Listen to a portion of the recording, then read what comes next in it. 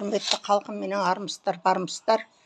Бүгін енді 9 май біздің қыз кездеріміздің біздің мектепте үйреніп қалған, біздің өмір сүрген дәуірімізде, заманымызда дейінші. Енді бұл 9 май түсіргелі отырғаным бүгін менің апайымның Рая әйе деп айтамыз, енді атын атамаймыз, бір үшін Рая деп айтып отырмын. Туған күні. Оны әкеміз 48 жылы 9 майда туғанда атын Победа қоймақшы болыпты. Қыз бола болып туғаннан кейін қой енді обал болар деп Рая деп атын қойған екен. Құдайға тәуба, содан бері ол кісі жақсы ғұмыр кешіп келе жатыр. Соны енді Рая деп қоюдың өзі себепте мен әңгімелерімді үнемі айтып жүрем.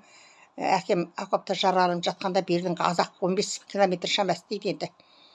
Сондай қалған кезде Берлинге ту тігеміз деп айғайлап жүргенімізде сол кезде окопқа түсіп, окопта жараланып, бір қолы салақтап, қолдың бәрі мына шынтаққа дейін осының бытыра болды, осылай қарата. Жай қолдың орнын өзі малпесшіл болғандықтан кескелі жатқан хирургтан сұрапты. Сіз енді қолымды кеспеңізші, егер де жарасы бітпейтін болса, онда кесіп тастайсыз деп. Сонда туған бала екен апайымыз. Бала шағалары, ұлы қыздары өсіп өніп, сол Рая атыменен өмір сүріп жатыр. Арасында біз есімізге алып қоямыз. Әкемнің Победа деп қоймақшы болған, бұл болса Победада болушы еді деп қояды енді қазақ. Шылаубайды, Наурызбай, әлгі неше түрлі аттарды қоя берген ғой кезінде ырымдап. Сондай аттардың бірі болса керек. Содан енді окопта менің атымның Клара болу себебі, сол болысқа медсестер екен, Роза, Тамара деген сіңілдерім, олар сол кейіннен госпитальдің ішіне әкелген кезде де укол-залға медсестерлер екен, солардың арқасында қалдым деп әкем айтып отырады. Солардың құрметіне біздің аттарымызды қойыпты. Оны қоятындар бар, неге атыңды қазақша қоймаған деп сұрайтындар бар. Сондықтан бүгінгі енді 7 май күнінен бастап құттықтап жатырмыз бір-бірімізді.